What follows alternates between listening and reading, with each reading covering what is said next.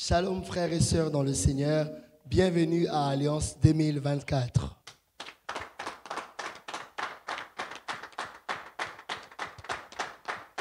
Gloire à Dieu, je suis Emmanuel Manzita et c'est un honneur pour moi de vous accueillir dans cette émission qui est dédiée à notre conférence Alliance. Ensemble, nous allons explorer les enseignements d'Alliance dans le foyer avec les départements des hommes sacrés et chercher à grandir dans la grâce et la connaissance du Seigneur. Alors, je ne suis pas seul. Nous sommes ravis d'avoir avec nous aujourd'hui des hommes de Dieu, des pasteurs qui enrichissent notre communauté avec leurs enseignements, avec leurs connaissances. Grande est ma joie de recevoir le pasteur Grace Tchachala, le pasteur Pepito Longolamaï et le pasteur Nestor Moussokai. Bonjour, cher pasteur. Bonjour, frère Emmanuel. J'espère que vous allez bien. Ça va très bien, merci. Alors, pasteur Grace, très rapidement, nous allons gagner du temps. Très rapidement, pasteur Grace, parlez-nous en quelques lignes. Qu'attendez-vous parler par mon alliance avec Dieu au profit de mon foyer? Mon alliance avec Dieu en tant qu'homme au profit de mon foyer, c'est un niveau de rencontre personnelle avec Dieu où Dieu nous dit des choses, où Dieu se lie à nous et nous fait des promesses qui sont profitables à nos familles, à nos enfants et à notre progéniture. C'est comme il a fait avec Abraham. Il dit à Abraham, quitte de ton pays et je ferai de toi une grande nation. Je te bénirai, je ferai ceci, je ferai cela. Vous voyez, cette rencontre personnelle d'Abraham avec Dieu a fait en sorte que Dieu dise à Abraham des choses qui ont profité à sa famille et à toute sa progéniture. Donc, c'est en quelques mots l'alliance avec Dieu au profit de sa famille. Waouh, ça commence bien avec des bonnes réponses. Donc, alliance au profit de mon foyer. La deuxième question, je vais poser au pasteur Pepito. Pasteur Pepito, dites-moi un peu, quelle est l'importance de l'alliance dans le foyer? L'importance de l'alliance dans le foyer, c'est que ça apporte un équilibre. C'est la présence matérielle et physique de Dieu dans le foyer. Okay. Ça apporte un équilibre total, ça apporte une stabilité et une rentabilité à caractère spirituel équitable. On ne se désoriente pas, on ne se perd pas. C'est-à-dire que, chers parents, il est donc important d'avoir une alliance pour son foyer. J'espère que vous nous suivez, vous comprenez un peu l'importance d'avoir une alliance avec Dieu pour son foyer. Alors, le pasteur Nestor, essaie un peu de me dire quels sont les désavantages d'un foyer qui n'a pas l'alliance avec Dieu. Ok, papa. Les désavantages d'un foyer qui n'a pas d'alliance avec Dieu. Le foyer qui n'a pas d'alliance avec Dieu perd totalement les bénédictions de Dieu. Et ce foyer-là qui n'a pas d'alliance avec Dieu n'est pas béni. Et il perd automatiquement tous les bénéfices de la croix de Jésus-Christ. Ok, donc tout foyer doit donc avoir une alliance avec Dieu. Alléluia. J'espère que vous êtes bénis par des réponses qui sont données ce matin. Alors j'espère que ça va vous bénir dans vos maisons. Alors pasteur Grace, très rapidement aussi. En quoi, pasteur Grace, consiste pour vous une alliance avec Dieu au sein de la famille? Et comme je venais de le dire tout à l'heure, une alliance avec Dieu au sein de la famille, c'est un niveau où tu reçois une révélation personnelle de Dieu. À l'exemple, à l'instar d'Abraham. Vous allez voir à partir de Genèse chapitre 12, jusqu'à la suite que lorsque Abraham a rencontré Dieu, Dieu a changé son nom, Dieu lui a dit des choses pour son foyer, Dieu lui a fait des promesses pour sa progéniture et c'est encore allé plus loin. Dieu lui a donné même des victoires sur des rois et des puissants rois de cette époque-là. Donc, l'alliance avec Dieu au sein de la famille, c'est vraiment un niveau où l'homme, en tant que chef de la famille, décide d'aller vers Dieu, de découvrir une facette, un niveau de Dieu où Dieu devient son Dieu et Dieu devient le Dieu de sa famille. Il se décide dorénavant de marcher avec lui et lui dit des choses auxquelles, si lui, il obéit, il fait cela, le Seigneur se manifeste dans sa vie. Vous voyez dans Genèse 15, je crois, Dieu dit à Abraham que sois intègre, marche devant moi. Et à la suite, Dieu lui a encore ajouté des promesses. Ces niveaux de la révélation personnelle de Dieu, c'est un niveau profitable, pas seulement à l'homme, mais aussi à sa femme, aux enfants, à ses petits-enfants, à ses arrière-petits-enfants. C'est pourquoi je me permets de commenter encore une fois. Je sais que vous avez posé au pasteur Nestor comme question que quand l'alliance est faite, qu'est-ce qui se passe? Quand l'alliance est faite, Dieu devient le Dieu de la famille. Wow. Ta famille devient la famille de Dieu. Vous savez que la Bible dit que Dieu est le Père de toutes les familles du monde. Okay. Quand vous faites alliance avec Dieu, ce texte s'accomplit et Dieu se confond avec ta famille. Et donc, si je comprends, on acclame d'abord le Seigneur, pour cette belle réponse.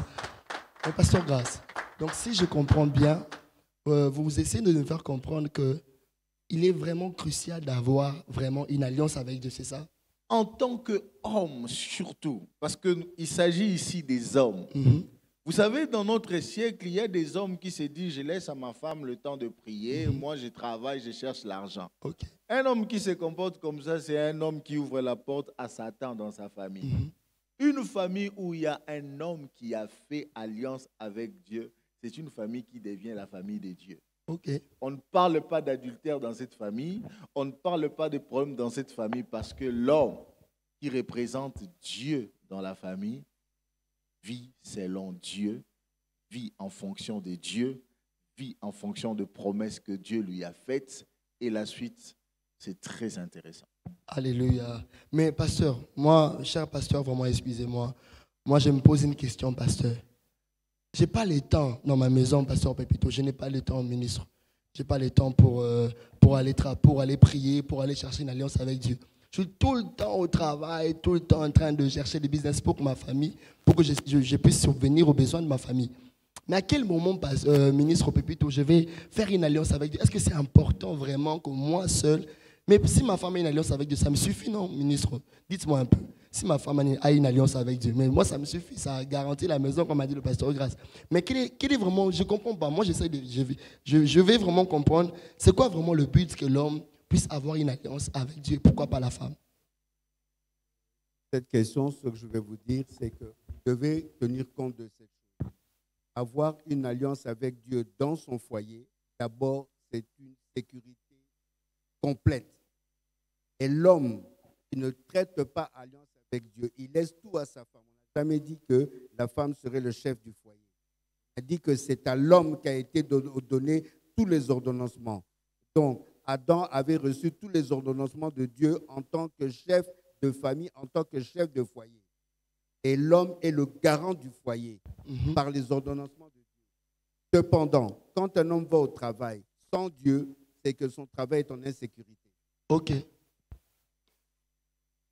En plus, pasteur, d'ailleurs, j'aimerais encore ajouter qu'un homme qui ne fait pas alliance avec Dieu, c'est un homme qui a failli à sa mission en tant qu'homme dans le foyer. Comment ça, pasteur? Non, ça devient très sérieux, pasteur. Écoute, oui. La Bible dit, l'homme est le chef.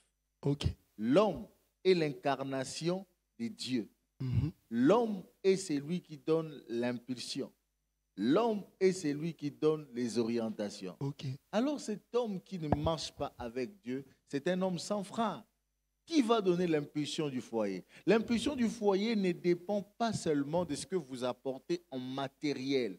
Vous devez savoir, frère, que le monde dans lequel nous sommes est d'abord invisible. Et un homme qui n'est pas allé vers les dieux invisibles ne saura pas cerner le contour invisible de son foyer. Or, la femme vient après l'homme. Donc, il faut que l'homme fasse alliance avec Dieu, cerne les contours invisibles afin de bien gérer le foyer. Vous allez vous rendre compte que les hommes qui n'ont pas fait alliance avec Dieu, ce sont des hommes qui ont fait entrer le mal dans leur foyer, à l'instar de Nabal dans la Bible. il a ignoré David et le mal est entré dans sa vie. À l'instar d'Akab dans la Bible, il n'a pas fait alliance avec Dieu et sa femme Jézabel, qui avait des divinités païennes, a détruit son foyer. Oh, on acclame le Seigneur pour ces merveilleuses réponses. On acclame le Seigneur. Si vous êtes homme, le pasteur Grâce nous essaie de nous faire comprendre, et le ministre Pépito, ils essaient de nous faire comprendre que, étant que chef de la famille, il est vraiment important d'avoir une alliance avec Dieu. Parce que le ministre Pépito a dit l'alliance sécurise. Le pasteur Grâce a dit l'alliance vous garde. Pas seulement ça, mais c'est un héritage que vous déléguez aux générations à venir et aux générations futures. Exactement. Mais pasteur Nestor, ministre Nestor, essaie un peu de me faire comprendre une chose. Comment faire une alliance avec Dieu? Ok. L'alliance étant un accord sacré, une promesse mutuelle entre Dieu avec un homme ou un groupe. Nous avons vu au cours de l'histoire de la Bible l'alliance avec Adam, l'alliance avec Noé, l'alliance avec Abraham. Pour pouvoir maintenir cette alliance-là, il est important d'en avoir parce que l'homme ne peut pas lui-même arriver à cette alliance-là. Cela découle de Dieu, c'est l'initiative de Dieu. C'est Dieu qui prend l'initiative de faire alliance avec un homme. Et l'homme a le devoir d'être attaché à Dieu et d'être soumis. Et quand on n'est pas attaché, quand on n'est pas soumis, on ne peut pas se dire être en alliance avec Dieu. Ok. Donc, pour pouvoir faire alliance avec Dieu, il faut d'abord l'initiative de Dieu, ensuite l'attachement de l'homme et sa soumission. Wow. L'initiative de Dieu, l'attachement de l'homme et sa soumission. Ce sont des questions qu'il faut retenir. L'initiative de Dieu, l'attachement de l'homme et sa soumission. Moi de ma part, j'ai retenu, pour faire une alliance avec Dieu, il faut l'initiative de Dieu, l'attachement de l'homme et la soumission de l'homme. Waouh! Des très belles réponses. Je suis très béni dans cette émission, dans cette partie d'émission en tout cas. Je suis vraiment, vraiment béni. Alors, pasteur Grâce, encore, je vous reviens encore, pasteur. Dites-moi, quels sont les défis, pensez-vous devoir relever pour maintenir une alliance forte avec Dieu dans le foyer? Le pasteur Nestor vient de le dire ici, mon bien-aimé Emmanuel. L'initiative vient de Dieu et l'homme doit se soumettre. Alors, j'aimerais paraphraser, parce que vous me parlez des défis que l'homme doit relever pour faire alliance avec Dieu. Vous savez... Pour maintenir l'alliance. C'est-à-dire, j'ai déjà l'alliance avec Dieu, mais je veux simplement la maintenir dans ma maison. Pour la maintenir dans la maison. Vous savez que dans l'histoire de la Bible, Dieu a toujours eu besoin des hommes. Dieu a toujours voulu marcher avec les hommes. Dieu a toujours voulu faire alliance avec les hommes. L'une des choses qui pourra nous permettre de maintenir l'alliance avec Dieu, c'est de marcher dans l'obéissance. Les hommes aujourd'hui tombent parce que, par moments dans leur marche avec Dieu, ils ne tiennent plus compte de Dieu, mais ils tiennent compte des aléas qui les entourent. Okay. Dieu a dit à Moïse, parle au rocher. Moïse a frappé. Il a frappé parce qu'il était en face d'un peuple incrédule qui l'énervait. Le souci de Moïse n'était pas de désobéir. Mais le souci de Moïse était, il en avait ras-le-bol avec ce peuple qui n'était pas reconnaissant à l'égard de Dieu. Mais malheureusement, Dieu avait traité alliance avec Moïse. Dieu lui a dit, je ferai de toi un Dieu devant Pharaon. Dieu lui a dit, bien sûr que tu as des imperfections, mais je t'élèverai au-dessus de ces peuples.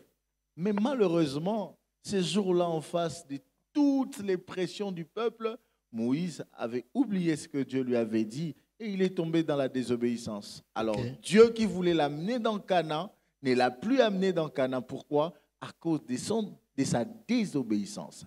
L'une des choses importantes que nous devons maintenir en tant qu'hommes pour maintenir l'alliance dans le foyer, il faut marcher dans l'obéissance. Ne pas tenir compte des pressions, ne pas tenir compte des aléas. Vous savez, l'apôtre Paul dit, découragés mais poursuivons toujours. Pressés de toutes parts, mais nous ne lâchons pas. Parce que nous savons, la couronne nous est réservée. Cette couronne-là, nous devons la porter. Amen. Nous sommes dans une situation où Dieu a dit des choses. Tant que ces choses-là ne sont pas encore accomplies en intégralité, il faut obéir. Abraham avait fait alliance avec Dieu. La désobéissance a fait entrer Agar dans leur foyer et le mal est arrivé. Et c'est ce mal que nous sommes en train de subir jusqu'à présent. J'avais encore ajouté, il y en a plein, hein, des choses qui peuvent maintenir l'alliance. Mais je parlais de l'obéissance Oui. qui, par moments, que je peux assimiler avec la soumission. Mais permettez-moi encore de parler d'une chose importante. Allez-y, pasteur, coulez. Hein. La soif. La soif du Dieu d'alliance. Pasteur, attendez d'abord, pasteur.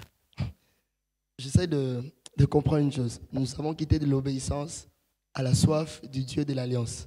Mais essayez un peu de combiner l'obéissance et la soif du Dieu de l'alliance. C'est un peu pour que nous soyons dans la même zone que vous tous. L'obéissance, c'est le respect des prescrits du Dieu d'alliance. Ok. Vous suivez scrupuleusement ce que le Dieu d'alliance vous a dit et vous vous y conformez. Mhm. Mais la soif, c'est le niveau qui vous permet de vous sentir toujours dans le besoin du Dieu d'alliance. Vous atteignez un niveau où il vous comble de tout ce qu'il vous a promis.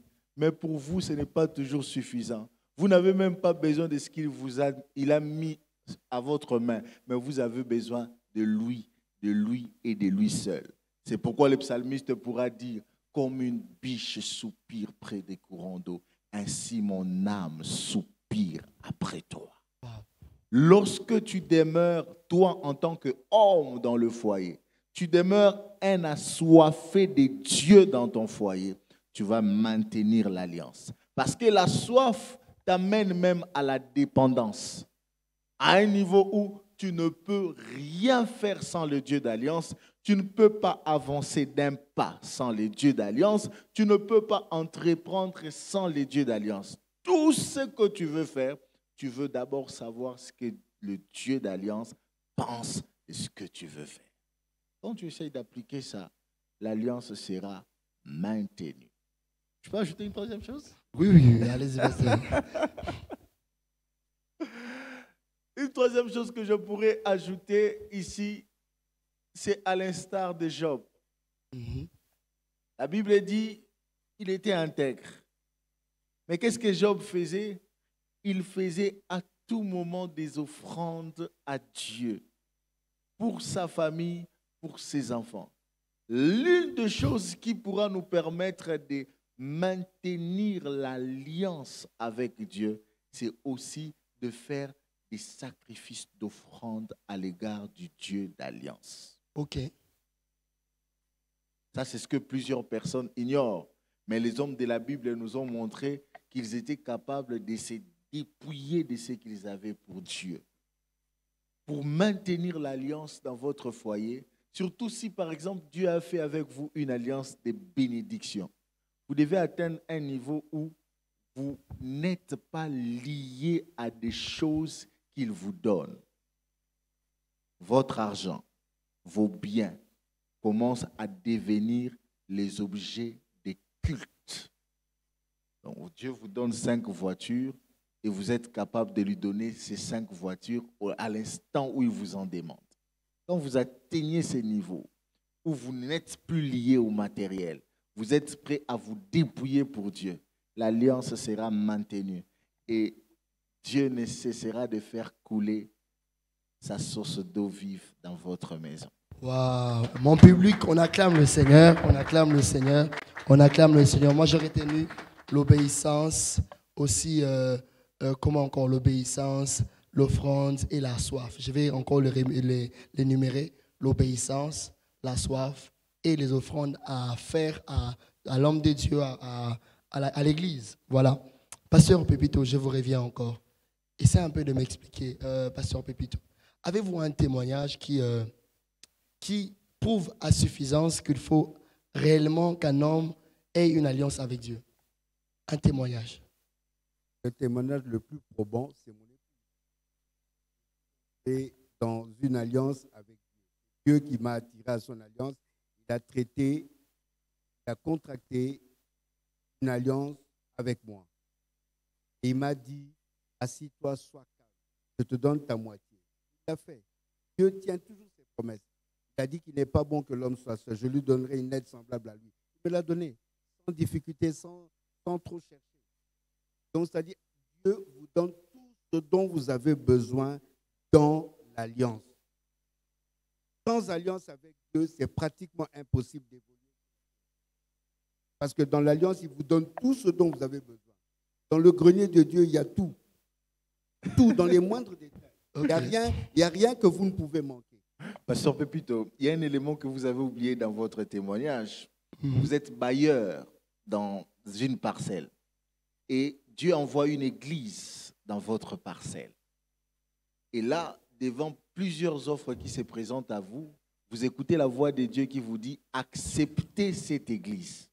Dans l'entretemps, dans l'alliance que vous avez faite avec Dieu, Dieu vous a dit que je vous donnerai votre épouse. Exact. Sans savoir que l'église que vous étiez en train d'accepter dans votre parcelle, c'est cette église-là où s'est trouvée sa femme. C'est ça le scénario du témoignage, en fait. Alors, il a d'abord écouté la voix du Seigneur pour lui dire « Accepte l'église ». Mais il ne s'est pas arrêté là. Il priait dans une autre église. Dieu lui dit « Entre dans l'alliance de cette église que tu as acceptée dans ta parcelle ». Et maintenant, c'est là que Dieu lui ouvre les yeux comme Adam. Voici la chair de ma chair. Il rencontre la chair de sa chair. C'est comme ça que ça s'est passé. En fait, j'ai envie de dire à tous les célibataires, l'alliance avec Dieu tant qu'homme, t'accordes même la femme de ta vie. Voilà, le pasteur Pépito a dit, c'est quand il a eu une alliance avec Dieu, le ministre Pépito, il a dit quand il a eu une alliance avec Dieu, c'est là qu'il a trouvé la femme de sa vie qui aujourd'hui est son épouse. Alors, pasteur Grace, une dernière question pour finir avec vous. Pasteur Grace, quelqu'un m'a posé une question pour dire, je suis stérile, en quoi l'alliance avec Dieu fait bénéficier mon foyer? Car cela fait 4 ans que j'ai pris, je suis dans l'obéissance, mais ma femme et moi, nous sommes dans la stérilité. En quoi l'alliance avec Dieu nous fait bénéficier de bénéfices ou de profits? J'ai fait 4 ans d'attente sans enfant. Vous aussi? Oui. Le bénéfice de l'alliance ne dépend pas des visibles que vous voyez. Ok. Le bénéfice d'alliance dépend de ce que Dieu vous a dit. La bénédiction est immatérielle. Dieu peut te dire, je te donne beaucoup d'enfants, mais physiquement comme ça, tu ne le vois pas encore. Tu ne dois pas dire que tu ne bénéficies pas encore d'alliance. Si tu te comportes comme ça, tu désobéis à Dieu ou tu ne te rends pas compte du Dieu que tu as rencontré. Vous devez savoir que dans votre attente, vous ne devez pas vous référer au temps que ça a pris. Vous devez vous référer à ce que Dieu vous a dit.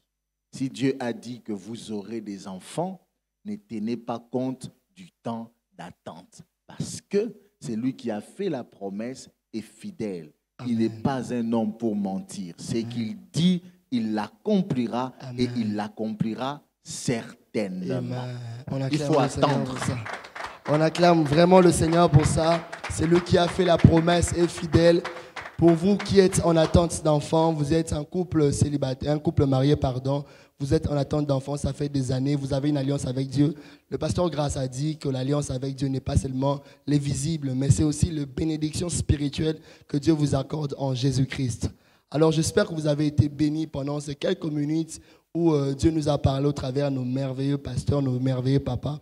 Et si vous êtes une femme, vous avez suivi cette émission, prenez simplement le mission et envoyez-les à votre mari par un lien ou envoyez à vos enfants qui sont mariés en Europe, partout. Faites un effort que vos enfants, vos maris, vos futurs maris suivent cette émission et likez. Surtout, n'oubliez pas de laisser un commentaire. Alors, on va faire une petite prière pour tous ceux-là qui veulent entrer en alliance avec Dieu. Et on va prier avec le pasteur Pépito qui va faire une prière pour tous ceux-là qui veulent entrer en alliance avec Dieu. Dieu, je te loue, je te bénis, je te remercie. Merci parce qu'il a plu à toi de contracter alliance avec nous et nous envoyons le résultat. Est-ce que par ta sainte présence au travers de cette émission, que tous ceux qui veulent entrer en alliance avec toi commencent par se conformer à ta parole et toi, tu as dit que tu es avec eux et tu contracteras alliance avec eux et ils verront les bénéfices de l'alliance. C'est avec gloire et action de grâce au nom tout-puissant de Jésus-Christ que je t'ai ainsi prié, Père éternel. Amen. Amen. On acclame le Seigneur. C'est ici la fin de notre mission. Soyez bénis chez vous et que Dieu vous bénisse. Au prochain numéro, que Dieu vous bénisse. Retrouvons-nous donc à l'église Terre Sacrée sur avenue Colonel Pia au numéro 7 pour Alliance 2024. Vous êtes mon invité. See you there.